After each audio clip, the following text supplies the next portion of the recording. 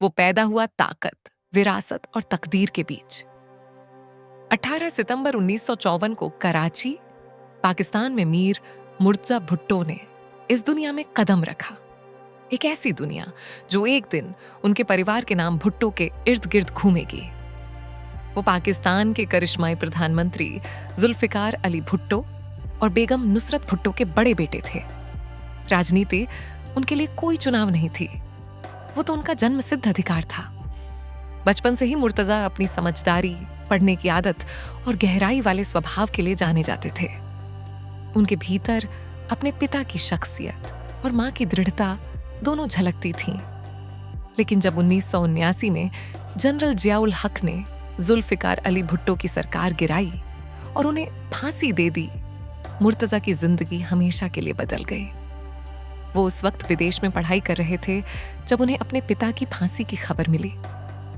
शोक जल्द ही गुस्से में बदल गया और वह गुस्सा बगावत में। अपने छोटे भाई शहनवाज भुट्टो के साथ मिलकर उन्होंने अल जुल्फिकार ऑर्गेनाइजेशन बनाई, एक ऐसा संगठन जिसका मकसद था अपने पिता की मौत का बदला लेना और जिया की सैन्य हुकूमत का विरोध करना। जलावतनी में रहकर मुर्तजा कुछ लोगों के लिए आजादी के प्रतीक बन गए तो कुछ के लिए खतरनाक दुश्मन। पाकिस्तानी सरकार ने उन पर हाईजैकिंग और हत्या के आरोप लगाए। उनके समर्थकों के लिए वो एक क्रांतिकारी थे और विरोधियों के लिए एक भगोड़ा। दमिश्क, काबुल और त्रिपोली में साल बीतते गए। भुट्टो परिवार महाद्वीपों में बिखर गया, हर चेहरा किसी न किसी रहस्य और दर्द में डूबा हुआ। फिर आया एक और झटका। 1985 में फ्रांस में उनके छोटे भाई शहनवाज की रहस्यमयी मौत। कहा गया, जहर दिया गया, पर किसने, कोई नहीं जानता।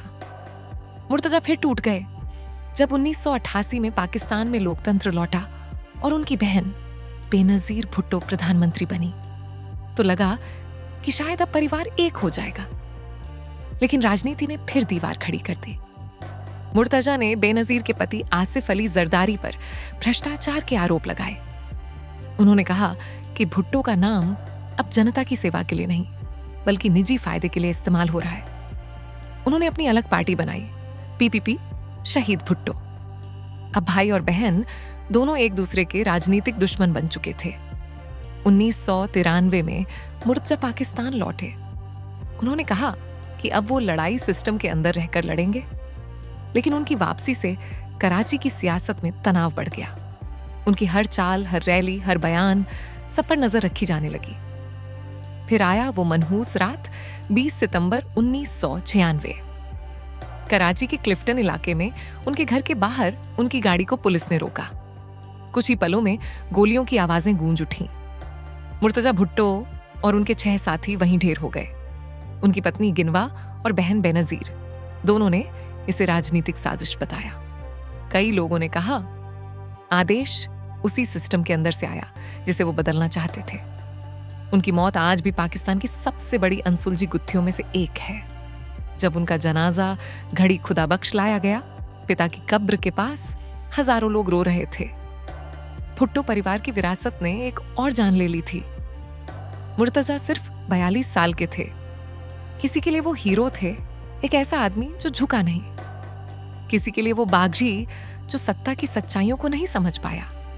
लेकिन इतिहास के लिए वो खोया हुआ भुट्टो है जो शायद पाकिस्तान की सियासत को हमेशा के लिए बदल सकता था अगर वो जिंदा रहता। उनकी कहानी सिर्फ राजनीति की नहीं बल्कि वफादारी, धोखे और उस भारी कीमत की है जो एक मशहूर नाम उठाता है। भुट्टो परिवार ने पाकिस्तान को अपनी जिंदगियां दी और मुर्तजा ने भी अपनी दी। एक शहजादा जो सत्ता के लिए नहीं, इंसाफ के लिए जिया और उसी की राह में कुर्बान हो गया। आज भी लरकाना की गलियों में लोग फुसफुसाते हैं, आखिर मुर्तजा भुट्टो को किसने मारा और क्यों?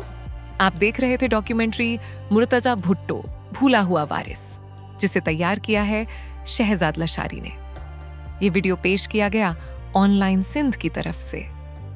अगर आपको ये डॉक्यूमेंट्री पसंद आई हो तो लाइक करें, शेयर करें और ऐसे ही और दिलचस्प, सच्ची और ऐतिहासिक कहानियां देखने के लिए ऑनलाइन सिंध चैनल को सब्सक्राइब करना न भूलें। आपका एक लाइक और कमेंट हमें नई कहानियां लाने की हिम्मत देता है। धन्यवाद। फिर मिलेंगे एक नई सच्ची कहानी के साथ।